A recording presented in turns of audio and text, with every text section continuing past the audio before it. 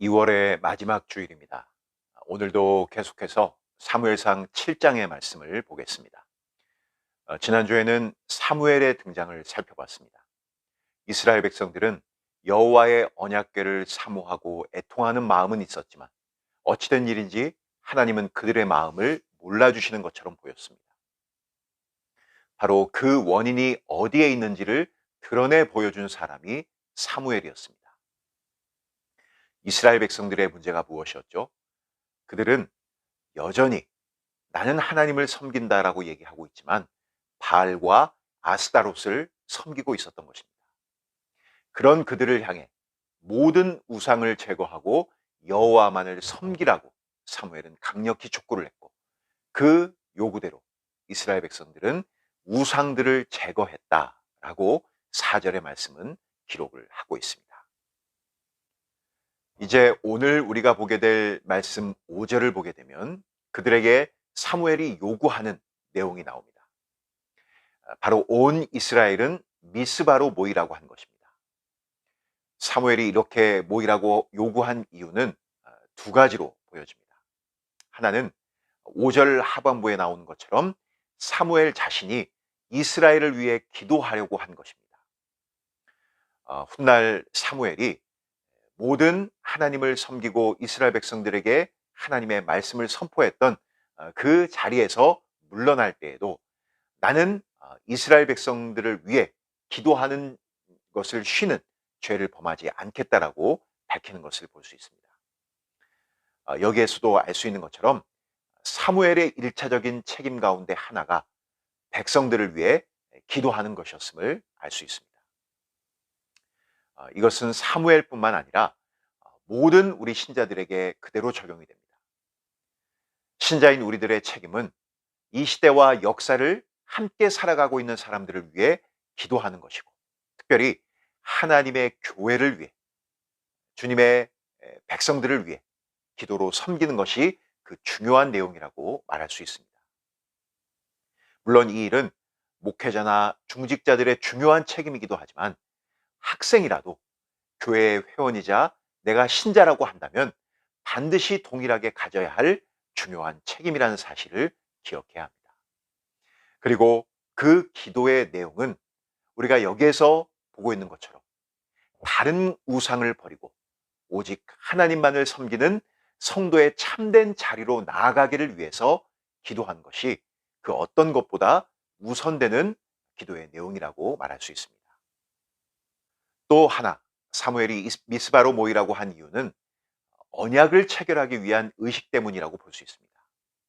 바알과 아스타롯을 이미 버렸다면 이제 적극적으로 하나님 편에 서겠다는 어떤 의지나 행동을 보여야 하는 것입니다.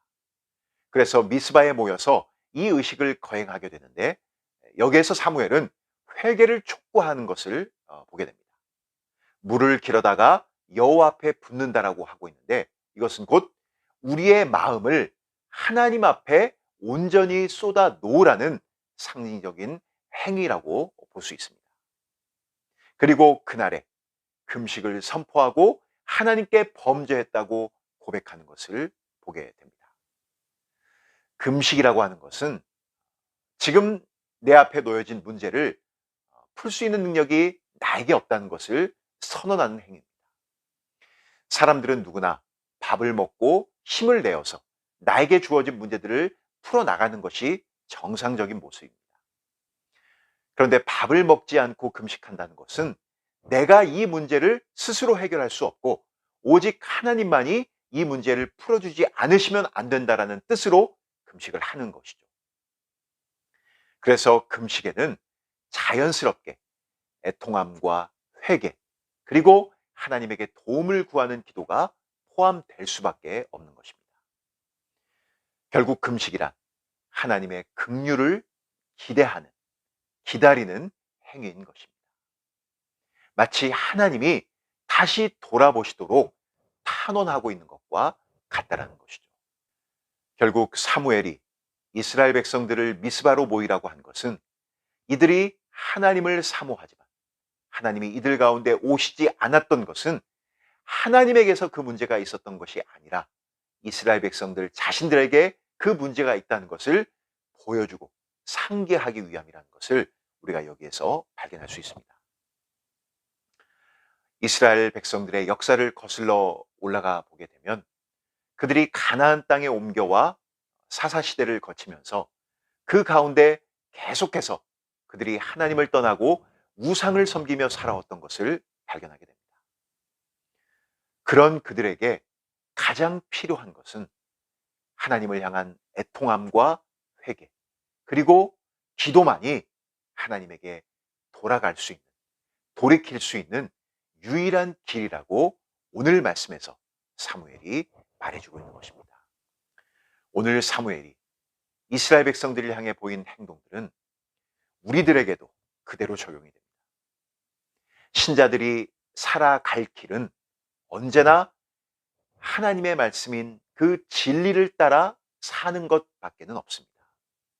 그런데 그렇게 살아가다가 때론 우리의 연약함과 우리의 죄악으로 인해 넘어질 때, 실수하고 하나님 앞에 잘못했을 때, 그때 우리는 어떻게 해야 될까요? 애통한 마음을 가지고 회개하는 것이 우리가 살 길입니다. 그 회개함을 통해 우리의 죄악을 버리고 오직 하나님의 긍휼만을 기다리는 것, 그것이 신자인 우리가 보일 마땅한 모습이라는 것이죠. 그럴 때 긍휼이 많으신 하나님께서 우리를 불쌍히 여겨주시고 은혜를 베풀어 주시는 그 자비와 사랑을 경험하며 우리는 그로 인해 하나님께 한 걸음 더 가까이 나아갈 수 있게 될 것입니다.